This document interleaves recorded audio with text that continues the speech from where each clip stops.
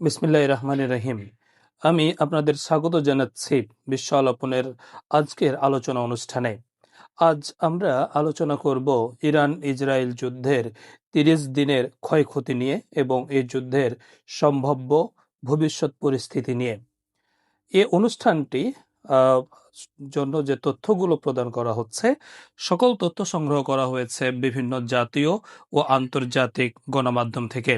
প্রিয় দর্শক, আপনারা আজকে আলোচনা অনুষ্ঠান থেকে জানতে পারবেন ইরান যুদ্ধের শুরুর কথা, ইরান যুদ্ধের পক্ষ, এই যুদ্ধের এই ৩০ দিনের ক্ষয়ক্ষতি, এখানে জানমালের ক্ষয়ক্ষতি এবং বিভিন্ন আপনার স্থাপনা ক্ষয়ক্ষতির চিত্র তুলে ধরা হবে এবং ভবিষ্যৎ যুদ্ধ পরিস্থিতি কোন দিকে যাচ্ছে। তাহলে আমরা শুরু করি যুদ্ধ শুরুর কথা দিয়েই। গত ২৮ ফেব্রুয়ারি ইসরায়েল ইরানে হামলা শুরু করে। ইরানে এ হামলার নাম দেয় ইসরায়েল অপারেশন রোয়ারিং লায়ন। ঠিক ইসরায়েলের আক্রমণের কয়েক ঘন্টা পর মার্কিন যুক্তরাষ্ট্র ইসরায়েলের সমর্থনে তারাও ইরানে হামলা শুরু করে। আমেরিকা তাদের হামলার নাম দেয় অপারেশন এপিক ফিউরি। ইসরায়েল এবং আমেরিকার হামলার কয়েক ঘন্টা পর ২৮ ফেব্রুয়ারিতেই ইরান পাল্টা হামলা শুরু করে ইসরায়েলে, এবং আমেরিকা যেসব উপসাগরীয় দেশগুলোর ঘাঁটি থেকে ইরানে হামলা চালিয়েছে সেসব উপসাগরীয় দেশগুলোর তে আমেরিকার অবস্থিত সামরিক ঘাঁটিতে ইরান হামলা শুরু করে। ইরান এই হামলার নাম দেয় বা অভিযানের নাম দেয় অপারেশন ট্রু প্রমিজ 4। এ পর্যন্ত যদি আমরা দেখি, গত ৩০ দিনে মধ্যপ্রাচ্যের ১৪টি দেশে এই যুদ্ধটি ছড়িয়ে পড়েছে। যে ১৪টি দেশে যুদ্ধ ছড়িয়ে পড়েছে, এ দেশগুলো হচ্ছে ইরান, অবশ্যই সবচেয়ে ভুক্তভোগী দেশ। ইরান, ইসরায়েল, উপসাগরীয় দেশগুলোর মধ্যে রয়েছে সৌদি আরব, সংযুক্ত আরব আমিরাত, কুয়েত, কাতার, বাহরাইন, ওমান, ইয়েমেন, এবং এদিকে রয়েছে ইরাক, সিরিয়া, জর্ডান, ফিলিস্তিন এবং লেবানন। আমরা যদি দেখি এই যুদ্ধে মার্কিন যুক্তরাষ্ট্র তারা সরাসরি অংশগ্রহণ করছে, তাদেরকে ধরলে আমরা ১৫টি দেশ। তবে যুক্তরাষ্ট্রের কোনো অভ্যন্তরীণ মানে তাদের যে ভৌগোলিক অবস্থান, তাদের যে আয়তন, সেখানে কোনো হামলা হয়নি। এর জন্য ছড়িয়ে পড়ার কথার ক্ষেত্রে আমরা বলছি ১৪টি, কিন্তু আসলে ১৫টি দেশ এ যুদ্ধের বিভিন্নভাবে অংশগ্রহণে রয়েছে। তাহলে এই যুদ্ধে কোন দেশ কার পক্ষ অবলম্বন করছে বা কারা কোন পক্ষে রয়েছে, এটা যদি আমরা দেখি এই মুহূর্তে, অর্থাৎ এই ৩০ দিনে যে পক্ষ আমরা দেখতে পাচ্ছি, আমেরিকা এবং ইসরায়েল এটা একটা পক্ষ। তবে আমেরিকা ইসরায়েল মধ্যপ্রাচ্য অবস্থিত বিভিন্ন দেশের সামরিক ঘাঁটিগুলো ব্যবহার করছে, যেমন সৌদি আরব, সংযুক্ত আরব আমিরাত, কুয়েত, কাতার। তবে এ দেশগুলো মানে মধ্যপ্রাচ্যের অন্য যে দেশ রয়েছে আপনার ইসরায়েল ছাড়া, তারা কেউ ইরানের বিরুদ্ধে নিজেদের সৈন্য দিয়ে বা অস্ত্র দিয়ে ইরানকে আক্রমণ করেনি। সেক্ষেত্রে আমরা বলতে পারি যে এ দেশগুলো তাদের স্থাপনা দিয়ে সহযোগিতা করছে, কিন্তু সরাসরি আক্রমণে রয়েছে আমেরিকা এবং ইসরায়েল, এটি একটি পক্ষ, এবং উপসাগরীয় দেশগুলোর বিভিন্ন স্থানে সহযোগিতা। অপরদিকে ইরান একটা পক্ষ। ইরান নিজে রয়েছে এবং ইরানের কিছু প্রক্সি গ্রুপ মধ্যপ্রাচ্যে রয়েছে, তারা ইসরায়েলের বিরুদ্ধে যুদ্ধ ঘোষণা করেছে। যেমন লেবাননের সশস্ত্র গোষ্ঠী হিজবুল্লাহ, তারা ২ মার্চ ইসরায়েলের বিরুদ্ধে তারা যুদ্ধ ঘোষণা করে, এবং ইসরায়েল এবং হিজবুল্লাহর মধ্যে গত ২ মার্চ থেকেই পাল্টা হামলা চলছে।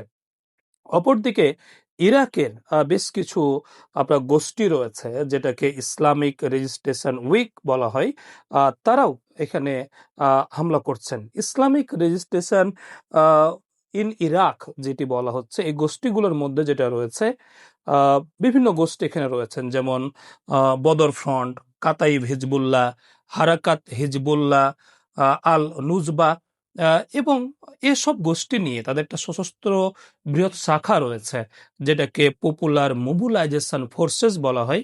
তারা ইরানের সমর্থনে মার্কিন যুক্তরাষ্ট্রের বিভিন্ন ঘাঁটিতে তারা হামলা চালাচ্ছে। এবং আমরা যেটি দেখলাম যে গত ২৮ মার্চ ইয়েমেনের সশস্ত্র যে গোষ্ঠী হুতি রয়েছে, তারাও ইরানের পক্ষ অবলম্বন করে ইসরায়েলের বিরুদ্ধে যুদ্ধ ঘোষণা করছে।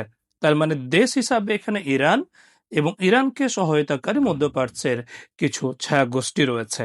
এই যে দুটি পক্ষ, তাহলে এই দুটি পক্ষ আমরা বলতে পারি, একটি পক্ষে রয়েছে আমেরিকা ইসরায়েল, যারা উপসাগরীয় বিভিন্ন দেশগুলোর ঘাঁটি ব্যবহার করে ইরানে হামলা চালাচ্ছে। অপর পক্ষ রয়েছে ইরান এবং মধ্যপ্রাচ্যের কিছু গোষ্ঠী। তাহলে আমরা পক্ষ জানতে পারলাম। এই যুদ্ধে আপনার কেন হামলা শুরু করলো আমেরিকা বা ইসরায়েল? আমরা যদি কেন কথাটা ধরি, তাহলে যুদ্ধ শুরুর দিনই 28শে ফেব্রুয়ারি মার্কিন যুক্তরাষ্ট্রের প্রেসিডেন্ট ডোনাল্ড ট্রাম্প তিনি সংবাদ মাধ্যমে বলেন যে মূলত 3টি লক্ষ্য পূরণ করার জন্য তিনি ইরানে হামলা শুরু করেছেন। সে 3টি লক্ষ্যর কথা তিনি বলেছেন। এক নম্বরে রয়েছে ইরানের বর্তমান শাসন ব্যবস্থার পরিবর্তন। 2 নম্বরে তিনি বলেন ইরানের পারমাণবিক কর্মসূচি সম্পূর্ণ ধ্বংস করবে। 3 নম্বরে তিনি বলেন ইরানের নৌবাহিনীকে সম্পূর্ণ ধ্বংস করবেন। মার্কিন যুক্তরাষ্ট্র দাবি করছে তারা এই 3টির বিভিন্ন ভাবে তারা লক্ষ্য অর্জন করেছে, কিন্তু বাস্তবতা হলো এই 3টি লক্ষ্যের কোন একটি লক্ষ্য মার্কিন যুক্তরাষ্ট্র বা ইসরায়েল এ পর্যন্ত পূরণ করতে পারেনি। তাহলে এই যে হামলা হচ্ছে, পাল্টা হামলা, হামলা পাল্টা হামলা, এর মধ্যে কেমন ক্ষয়ক্ষতি হয়েছে? আমরা যদি ক্ষয়ক্ষতির কথা বলি, তাহলে এখানে একাধিক ক্ষয়ক্ষতি আছে। তার মধ্যে প্রাণহানিটি সবচেয়ে গুরুত্বপূর্ণ। আর্থিক ক্ষতি তো রয়েছে। প্রাণহানির কথা যদি বলা হয়, তাহলে এ পর্যন্ত এ যুদ্ধে আপনার প্রায় 3,300 জন নিহত হয়েছেন এবং আহত হয়েছেন প্রায় 40,000। সবচেয়ে ক্ষতিগ্রস্ত যে দেশটি, এ দেশটি হচ্ছে ইরান।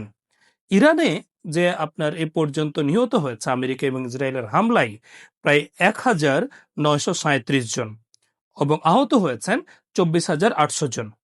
দ্বিতীয় ক্ষতিগ্রস্ত দেশটি হচ্ছে লেবানন।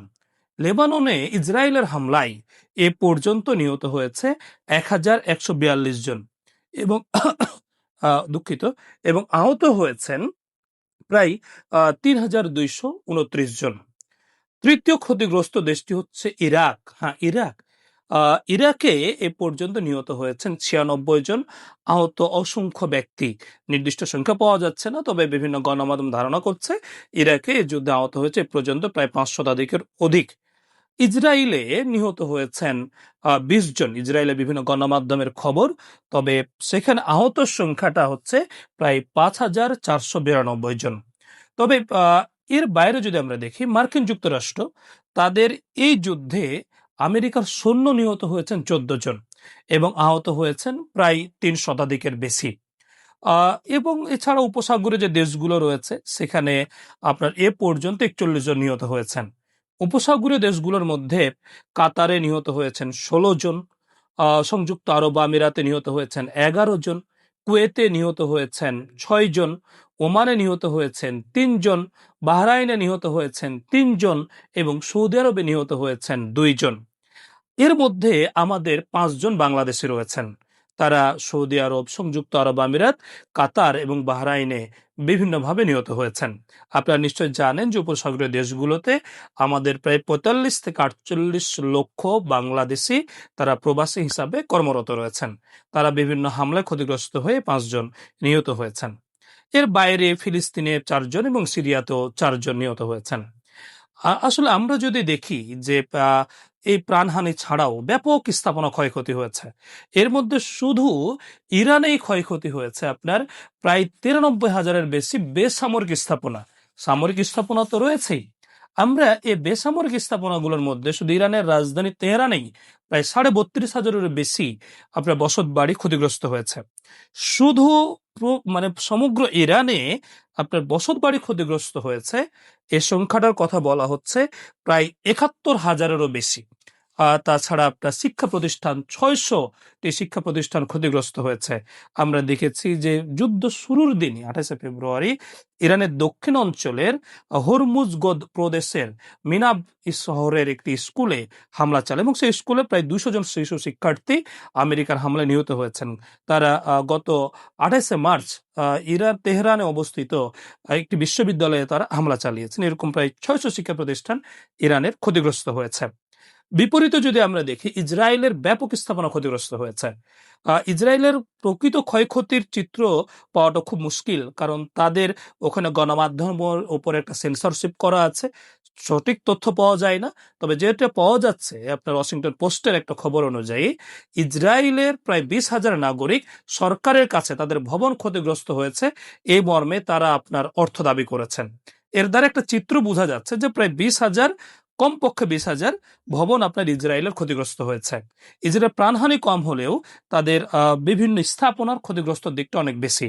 এছাড়া উপসাগরীয় দেশগুলোর বিভিন্ন বিমানবন্দর, বিভিন্ন গুরুত্বপূর্ণ স্থাপনা এগুলো তো ক্ষতিগ্রস্ত হয়েছে। সব মিলিয়ে এই যুদ্ধে কেমন ক্ষয়ক্ষতি হয়েছে এর একটি সম্ভাব্য ক্ষয়ক্ষতির পরিমাণ দাঁড় করানো হচ্ছে। এটি হচ্ছে কয়েক হাজার বিলিয়ন মার্কিন ডলার এটির ক্ষয়ক্ষতি হয়েছে। তাছাড়া বিশ্বব্যাপী হরমুজ প্রণালী বন্ধ থাকার ফলে বিভিন্ন দেশে তো একটা ক্ষতিগ্রস্ত হয়েছে, যেমন আমাদের বাংলাদেশেই আপনার গতকালকে 28শে মার্চ নড়াইলে আপনার একটি পেট্রোল পাম্পের ব্যবস্থাপককে আপনার ট্রাক চাপা দিয়ে হত্যার অভিযোগ উঠেছে তারা তেল না পেয়ে। এরকম ভাবে আমাদের বাংলাদেশে বিভিন্ন ভাবে এগুলো ঘটনা ঘটছে যেগুলো অপ্রত্যাশিত, বা বিভিন্ন দেশে জরুরি অবস্থা জারি করা, যেমন ফিলিপাইনে তেলের অভাবে জরুরি অবস্থা জারি করা হয়েছে। মিশরে সন্ধ্যার পরে তারা মার্কেট, শপিং মল বন্ধ ঘোষণা করেছেন। এগুলো তো একটা আছেই পরোক্ষভাবে ক্ষতিগ্রস্তের দিক বা ক্ষয়ক্ষতির দিক। এখন প্রশ্ন হচ্ছে যুদ্ধ পরিস্থিতিটা কোন দিকে যাচ্ছে, এভাবে কি চলবে? আমরা বর্তমানে যেটি দেখছি একটি কূটনৈতিক আলোচনা শুরু হয়েছে যেটি যুদ্ধ বন্ধের জন্য, কিন্তু সে কূটনৈতিক আলোচনার মধ্যেই দেখা যাচ্ছে এই যুদ্ধের বিস্তৃতি আরো ঘটছে। যেমন আপনার গত 28শে মার্চ ইয়েমেনের সশস্ত্র গোষ্ঠী হুতিরা তারা ইরানের পক্ষ অবলম্বন করে ইসরায়েলে ব্যালিস্টিক ক্ষেপণাস্ত্র নিক্ষেপ করেছেন। তার মানে হুতিরা যদি এই যুদ্ধে এখন অংশগ্রহণ করে তাহলে পুরো লোহিত সাগরের এই উপকূলে যুদ্ধটা ছড়িয়ে পড়বে। এতে করে যে আরেকটি গুরুত্বপূর্ণ আপনার সমুদ্রের যাতায়াতের পথ প্রণালী বাবেল মানদেব এটি বন্ধ হয়ে যেতে পারে, এবং সুয়েজ খালের ওপরেও এর সুস্পষ্ট প্রভাব পড়তে পারে, যেটি হুতিদের আক্রমণের কারণে সেখান দিয়ে আপনার যান চলাচল, জাহাজ চলাচল অনেকটা কমে যাবে। আমরা যদি দেখি যে এই যুদ্ধর দিকে মার্কিন যুক্তরাষ্ট্রের ওয়াশিংটন পোস্ট একটি গণমাধ্যম তারা দাবি করছে মার্কিন যুক্তরাষ্ট্রের প্রায় 5,000 আপনার মেরিন সেনা তারা মধ্যপ্রাচ্যে গিয়েছেন, এবং ইউএসএস ত্রিপলি একটি মার্কিন যুক্তরাষ্ট্রের যুদ্ধজাহাজ তারা ইতিমধ্যেই মধ্যপ্রাচ্যে গিয়ে নোঙ্গর করেছেন, যারা বিভিন্নভাবে আপনার বিমান এবং আকাশ অর্থাৎ স্থলপথে সৈন্যদেরকে যুদ্ধ পরিচালনা করতে সহযোগিতা করে। আমরা যদি দেখি যে ইরানও তারা আপনার বিভিন্ন ভাবেও এই যুদ্ধ প্রতিহত করার হুমকি জানাচ্ছে। তারা বলছে যে যদি ইরানের বিভিন্ন গুরুত্বপূর্ণ স্থাপনা যেমন বিদ্যুৎ কেন্দ্রে যদি হামলা করা হয় তাহলে তারা পুরো উপসাগরীয় অঞ্চলের বা মধ্যপ্রাচ্যের বিদ্যুৎ কেন্দ্রগুলোতে তারা হামলা চালাবে। তো এই যুদ্ধ পরিস্থিতিটা যত সময় গড়াচ্ছে আরো ভয়াবহ দিকে যাচ্ছে, আলোচনার সংখ্যাও কমে আসছে। আপনারা ইনশাল্লাহ আগামীতে যেটি জানতে পারবেন এই যুদ্ধ বন্ধের কূটনৈতিক প্রচেষ্টা নিয়ে আমরা আলোচনা করব। আপনারা সকলেই ভালো থাকবেন, সুস্থ থাকবেন, নিরাপদে থাকবেন। আল্লাহ হাফেজ। আসসালামু আলাইকুম।